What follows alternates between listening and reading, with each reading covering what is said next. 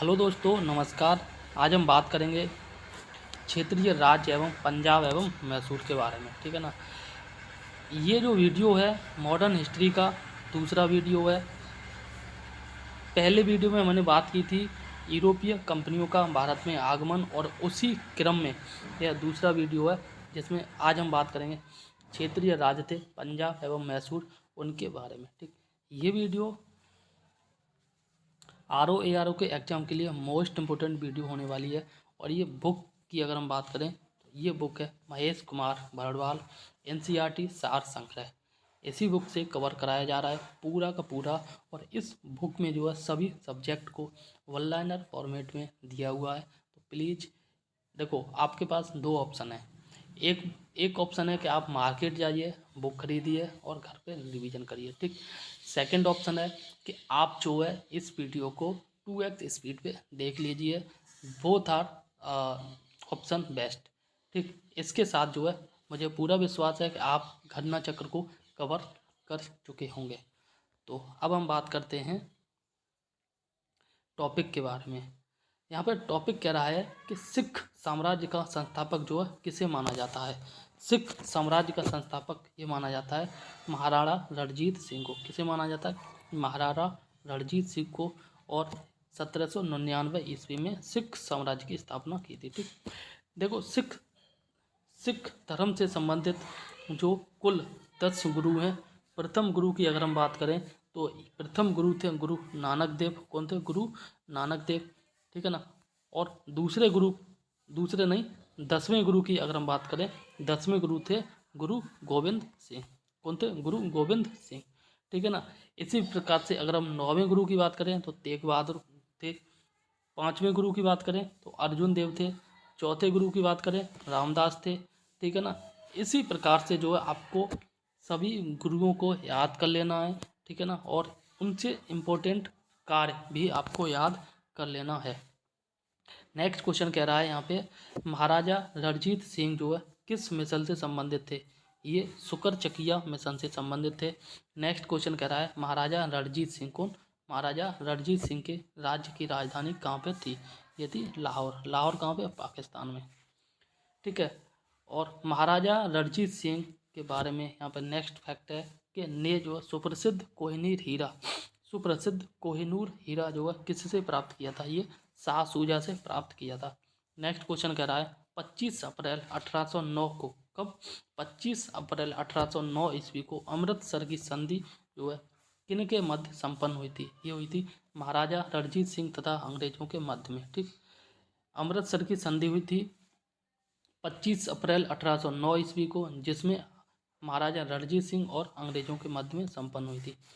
Next question के बारे में अगर हम बात करें तो यहाँ पे कह रहा है कि महाराजा रणजीत सिंह एक धर्मनिरपेक्ष शासक थे। धर्मनिरपेक्ष शासक का मतलब होता है कि धर्म जो राष्ट्र है या उसका शासक है, ठीक है ना, वह किसी भी धर्म की ओर अपना पक्ष या प्रतिपक्ष न ले। ठीक है ना। समाज में उस देश क्षेत्र में रहने वाले सभी लोग जितने भी धर्म के, वह अपने अपने धर्म को पूर्ण स्वतंत्रता से फॉलो कर सकते हैं। ठीक। इसके साथ एक और इसकी डेफिनेशन बन सकती है कि जब देश का या राष्ट्र का कोई खुद का धर्म ना हो, ठीक है ना, और वो बाकी के रहने वाले जो जितने भी लोग हैं उन सभी को अपने अपने धर्म की सुरक्षा का पूरा अधिकार हो, तो वो धर्मनिरपेक्ष राष्ट्र होता है। ठीक। जैसे इंडिया। यहाँ पे बात की जा रही है महाराणा रणजीत सिंह के बारे में। तो इन्होंने जो है एक धर्मनिरपेक्ष शासक थे। ठीक है ना। कौन थे? महाराणा रणजीत सिंह धर्मनिरपेक्ष शासक थे। और इसलिए इन्होंने जो है कहा था कि ईश्वर की इच्छा थी कि मैं सब धर्मों को एक निगाह से देखूं, और इसीलिए जो है उसने दूसरी आंख की रोशनी ले ली थी। ठीक है ना। महाराणा रणजीत सिंह की एक आंख से अंधे थे। ठीक।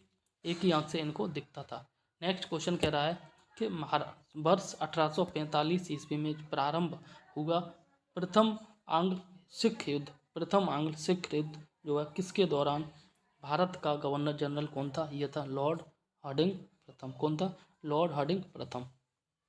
प्रथम आंग्ल सिख युद्ध जो है किस संधि द्वारा समाप्त हुआ था? ये हुआ था लाहौर की संधि के द्वारा, और 1806 ईस्वी में। नेक्स्ट क्वेश्चन कह रहा है महाराणा रणजीत सिंह का उत्तराधिकारी कौन था? ये था खड़क सिंह। ठीक, कौन था? खड़क सिंह। अब हम बात करते हैं महत्वपूर्ण संधियों के बारे में। ठीक है ना, महत्वपूर्ण संधियों के बारे में अगर हम बात करें तो यहाँ पे बात की जा रही है पुरंदर की संधि। पुरंदर की संधि 1665 ईस्वी में हुई थी।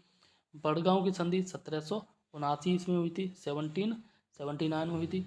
सालबाई की संधि 1782 ईस्वी में हुई थी। देवगांव की संधि जो 1803 ईस्वी में हुई थी।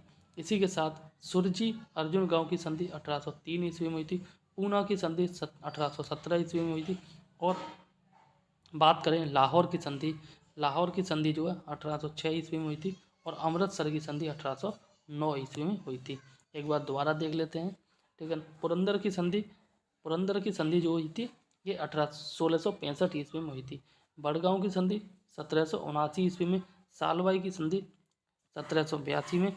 देवगांव की संधि 1803 ईस्वी में। और वहीं बात करें सुरजी अर्जुन गांव की संधि 1803 में। पूना की संधि 1817 में। और बात करें आगे लाहौर की संधि ये 1806 में।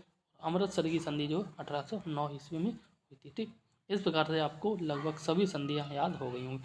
नाउ अब हम बात करते हैं द्वितीय आंग्ल मैसूर युद्ध के बारे में। द्वितीय आंग्ल सिख युद्ध के बारे में। इसमें बात की जा रही है कि किस गवर्नर जनरल के कार्यकाल में हुआ था। ठीक है ना, द्वितीय आंग्ल सिख युद्ध ये हुआ था लॉर्ड डलहौजी के कार्यकाल में। 13 जनवरी 1849 ईस्वी को चिलियांवाला युद्ध, क्या नाम है? चिलियांवाला युद्ध में जो अंग्रेजी सेना का नेतृत्व जो है किसके द्वारा किया गया था? ये लॉर्ड गप के द्वारा किया गया था। सिख साम्राज्य का अंतिम शासक था दलीप सिंह। सिख साम्राज्य का अंतिम शासक राजा दलीप सिंह थे। नेक्स्ट क्वेश्चन कह रहा है 1849 ईस्वी में जो ब्रिटिश साम्राज्य में सिख साम्राज्य के विलय के दौरान जो भारत का गवर्नर जनरल ये था लॉर्ड डलहौजी। ठीक, नेक्स्ट क्वेश्चन कह रहा है और ये कह रहा है स्वतंत्र राज्य कौन है? स्वतंत्र राज्य के रूप में मैसूर की स्थापना किसके द्वारा स्थापित की गई?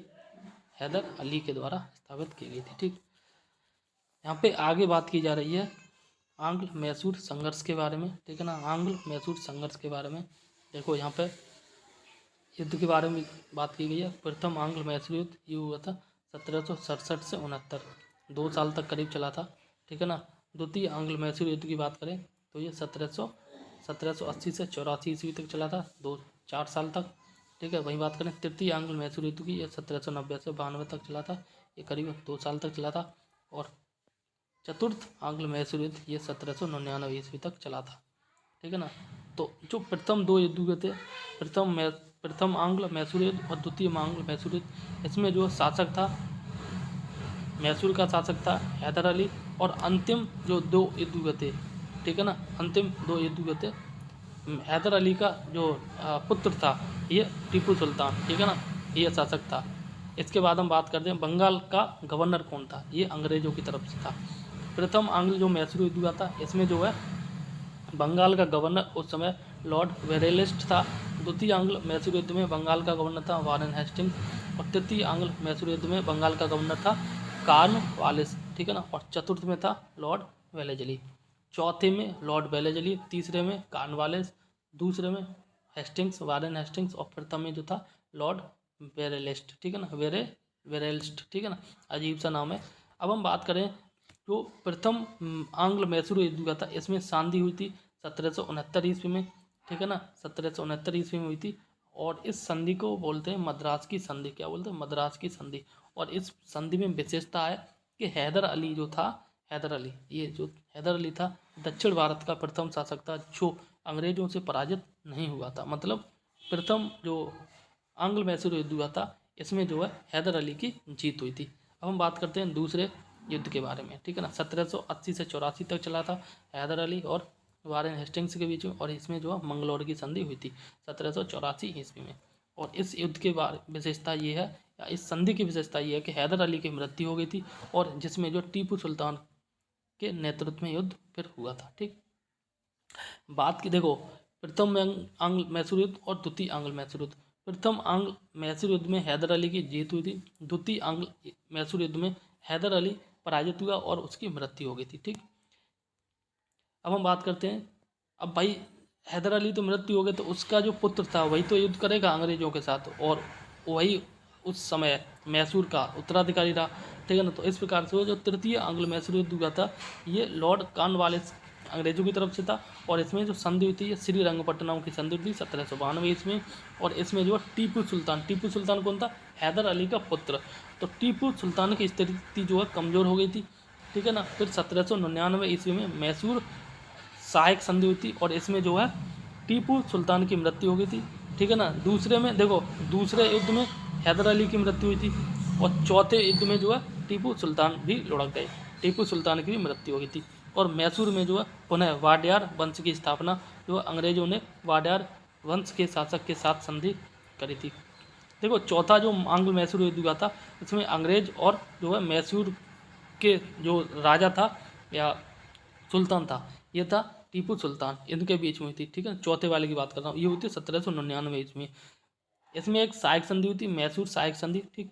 इसमें क्या है, अंग्रेजों की जीत हुई और अंग्रेजों की जीत के बाद अंग्रेजों ने जो है वाडियार के साथ, वाडियार वंश था उनके साथ संधि कर ली और उसमें जो है वाडियार वंश के शासक की स्थापना कर दी, ठीक है ना।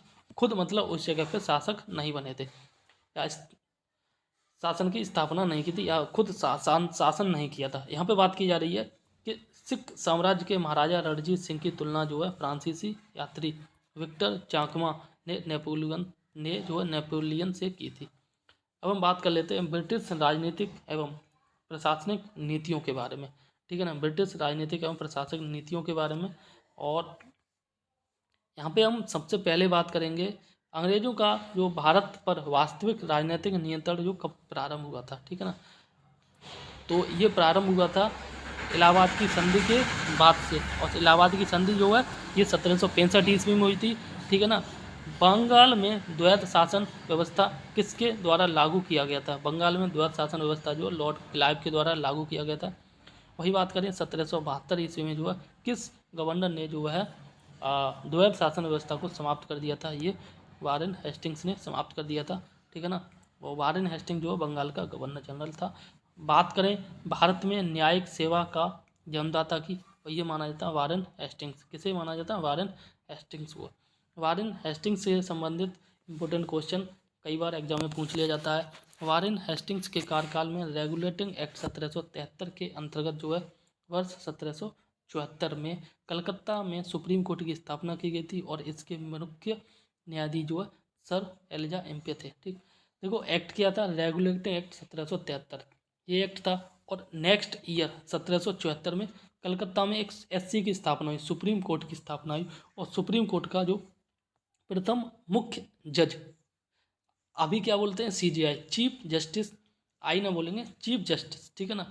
तो ये कौन बने थे, सर एलिजा एम्पे। ये क्वेश्चन बन जाता है एग्जाम में। और ये इस समय कार्यकाल किसका था, वारेन हेस्टिंग्स का। रेगुलेटिंग एक्ट क्या थी, रेगुलेटिंग एक्ट 1773। और सुप्रीम कोर्ट की स्थापना हुई थी अगले साल 1774 में। और सुप्रीम कोर्ट की स्थापना कहाँ पे हुई थी, कलकत्ता में, ठीक। और इस सुप्रीम कोर्ट के प्रथम या मुख्य जो न्यायाधीश थे ये थे एलिजा हेम्पे, ठीक।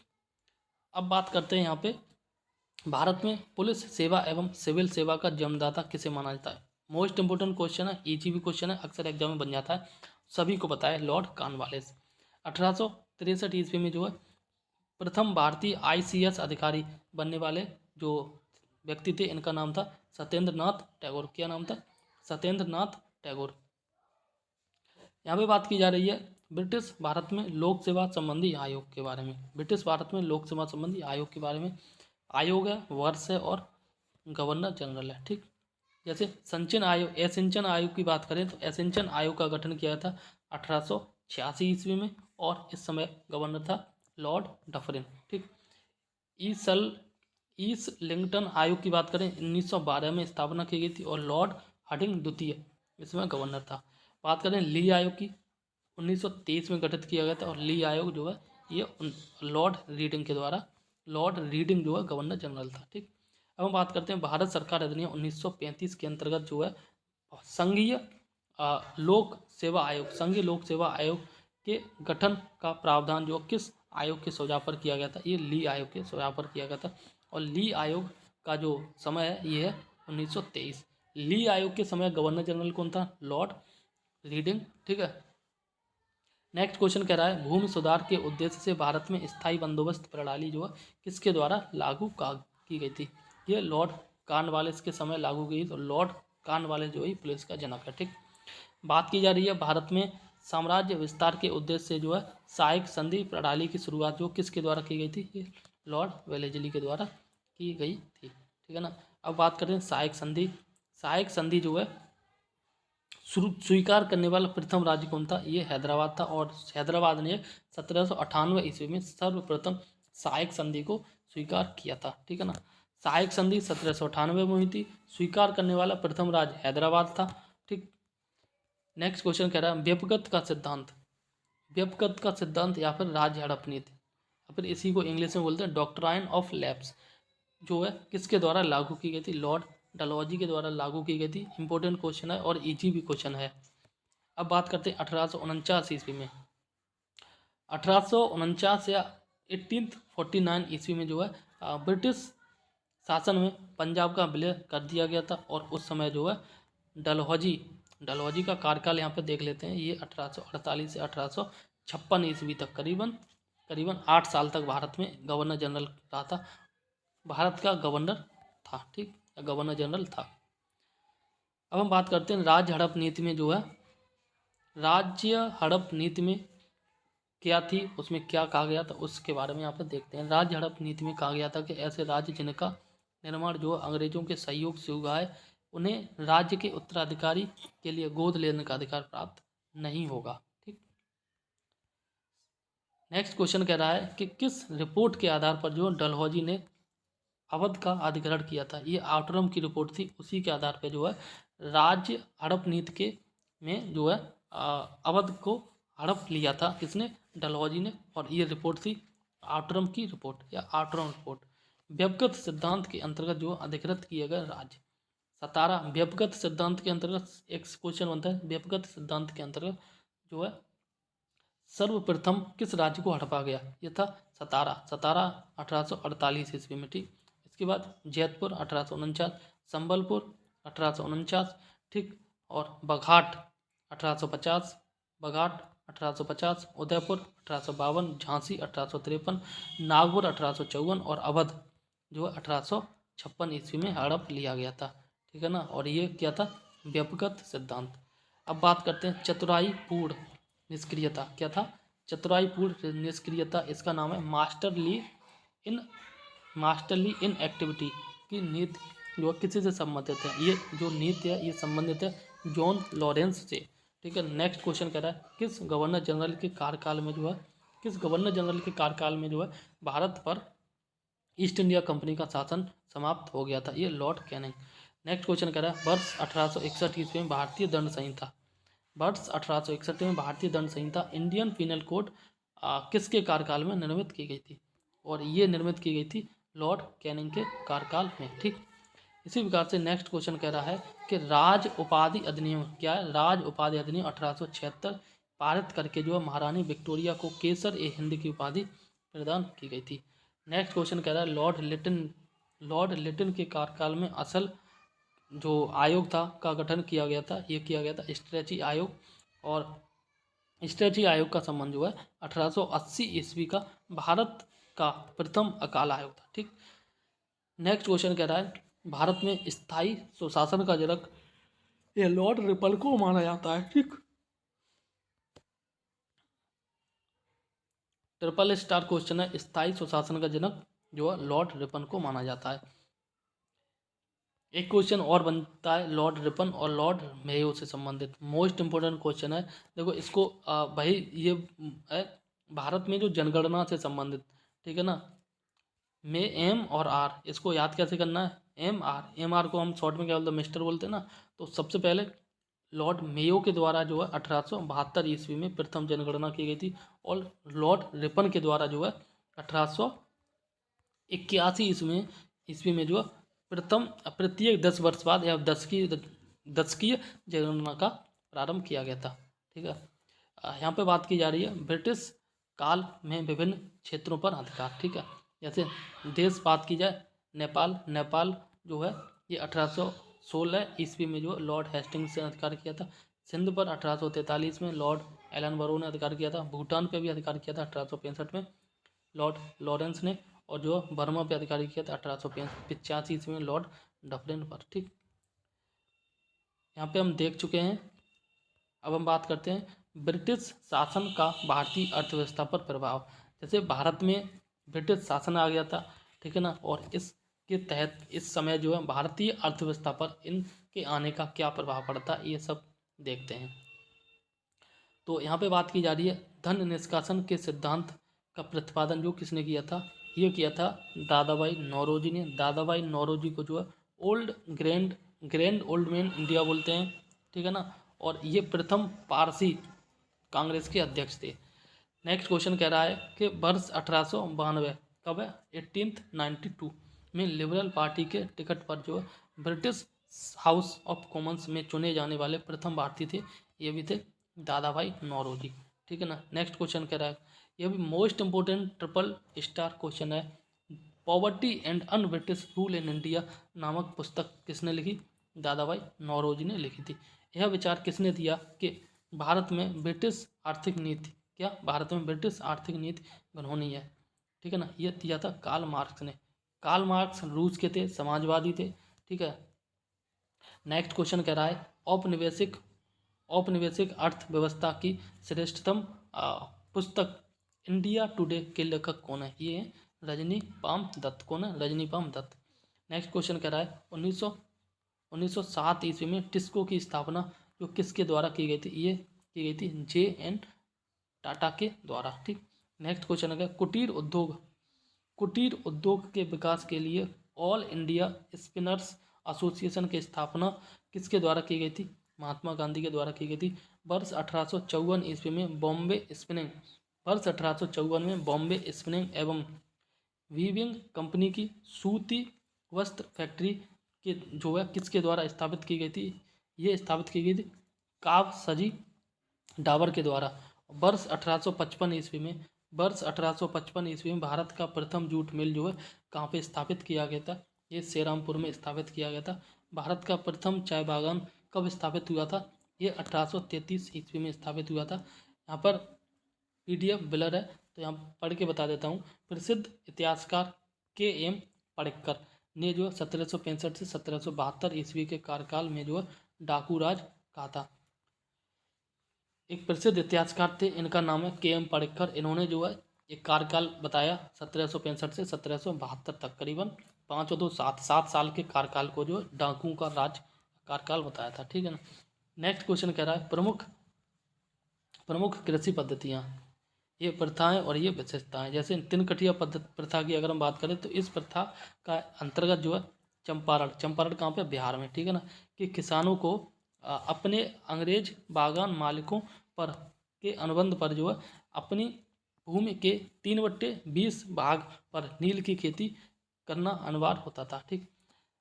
अगली प्रथा है ददनी प्रथा। क्या नाम है, ददनी प्रथा। और इस प्रथा के अंतर्गत जो ब्रिटिश व्यापारी भारतीय उत्पादकों, कारीगरों, शिल्पियों आदि से निर्मित माल प्राप्त करने के लिए जो है अग्रिम अथवा पेशगी के रूप में धन देते थे। ठीक है ना।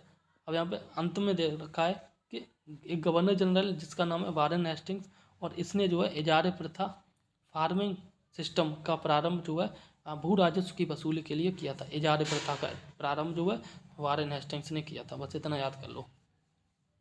अब यहाँ पे बात की जा रही है ब्रिटिश कालीन भू राजस्व व्यवस्था। यहाँ से क्वेश्चन ये मान के चलो 100% बनता है। स्थायी बंदोबस्त, जमींदार बंदोबस्त, ठीक है, रैयतवाड़ी और महलवाड़ी। स्थायी बंदोबस्त की अगर हम बात करें तो इसमें जो लॉर्ड कॉर्नवालिस ने स्टार्ट किया था, लॉर्ड कॉर्नवालिस ने स्टार्ट किया था, ठीक है ना, और ये किया था 1793 ईस्वी में। रैयतवाड़ी की व्यवस्था करें तो ये टॉमस मुनरो ने स्थापना की थी, ठीक है ना, 1820 ईस्वी में। और भाई महलवाड़ी की बात की तो ये हॉल्ट मैकेंजी ने जो 1822 में स्थापना की थी। देखो ये व्यवस्था जो है ना, रैयतवाड़ी व्यवस्था और महलवाड़ी व्यवस्था, ये दोनों व्यवस्था जो है आसपास की स्थापित की गई थी। पहली रैयतवाड़ी व्यवस्था टॉमस मुनरो ने स्थापित की थी 1820 में, और महलवाड़ी व्यवस्था हॉल्ट मैकेंजी ने स्थापित की थी 1822 ईस्वी में। ठीक है ना। और इसी प्रकार से बात करें स्थायी बंदोबस्त जो व्यवस्था स्थापित की गई थी 1793 ईस्वी में लॉर्ड कॉर्नवालिस के द्वारा। तो इसमें जो कौन कौन से राज्यों को या क्षेत्र को सम्मिलित किया गया था? बंगाल है, बिहार है, उड़ीसा है, उत्तर प्रदेश है, बनारस। बंगाल, बिहार, उड़ीसा, उत्तर प्रदेश, बनारस और उत्तरी कर्नाटक, ये कुछ राज्य थे। और इस व्यवस्था में जो है समस्त ब्रिटिश भारत का, ठीक है ना, समस्त पूरे भारत की बात नहीं की जा रही, यहाँ पे बात की है समस्त ब्रिटिश भारत का 19% हिस्सा शामिल था। ठीक, नेक्स्ट क्वेश्चन कह रहा है भूमि अधिग्रहण सदैव जो के लिए जमींदार को दिया गया। और यहाँ पे बात की जा रही अंत में ये बात की जा रही है कि ब्रिटिश सरकार को राजस्व देने की जिम्मेदारी जो है दी गई थी। ठीक, इसी प्रकार से यहाँ पे देख लेते हैं इसका जो क्षेत्र है, इसका क्षेत्र बम्बई, मद्रास और असम था। और इसमें जो है समस्त ब्रिटिश भारत का 51% था। पहले में 19%, दूसरे में 51% ठीक है ना। और इसमें जो है इसमें भूमि का मालिक किसान हुआ करता था और इसमें भूमि का मालिक जो है जमींदार हुआ करता था। और इसमें जो है ब्रिटिश सरकार को राजस्व देने के लिए जो जिम्मेदार किसान हुआ करते थे और यहाँ पे जमींदार हुआ करते थे, ठीक है ना। और यहाँ पे कर की दर जो 33 से 55% तक हुआ करती थी। वहीं बात करें अंतिम की, इसमें जो है 30% था, ब्रिटिश भारत का 30% हिस्सा था। और इसमें भूमि पर गाँव का अधिकार हुआ करता। तो वो पहले में जमींदार, दूसरे में किसान, तीसरे में गांव, ठीक है ना। और यहाँ पे तीसरे की बात करें, यहाँ पे बात की जा रही है कि ब्रिटिश सरकार को राजस्व देने की जिम्मेदारी समस्त गांवों के मुखियाओं को हुआ करती थी। और इसकी कर की दर करीबन 60% थी। जैसे 10 किलो अनाज आपने की खेती में हुआ है, जिसमें 60% उसका 6 किलो जो है आपको अंग्रेज को देना होता था। इसके प्रभाव की बात करें तो यहाँ पे बात की जा रही पारंपरिक अर्थव्यवस्था का विघटन हो गया था। कृषकों की दरिद्रता बढ़ गई थी और कृषि में ठहराव और अवनति हो गई थी, ठीक है ना। और बात करें पुराने जमींदारों का उन्मूलन हो गया तथा नए जमींदारों का उदय हो गया। और यहाँ पे अंत में बात की जा रही है कृषि का जो वाणिज्यीकरण कर दिया गया था। हम थोड़ा सा और देख लेते हैं, ठीक है ना। और यहाँ पे कह रहा है कि वह कौन सी भू राजस्व व्यवस्था थी जो सर्वाधिक ब्रिटिश क्षेत्रों पर लागू की गई थी। ये थी रैयतवाड़ी व्यवस्था। स्थायी बंदोबस्त, इसको बोलते हैं परमानेंट सेटलमेंट का सिद्धांत किससे संबंधित है? ये भू राजस्व के निर्धारण से संबंधित है। वही बात करें भारत में रेलवे के जनक के बारे में सबको पता है, लॉर्ड डलहौजी था।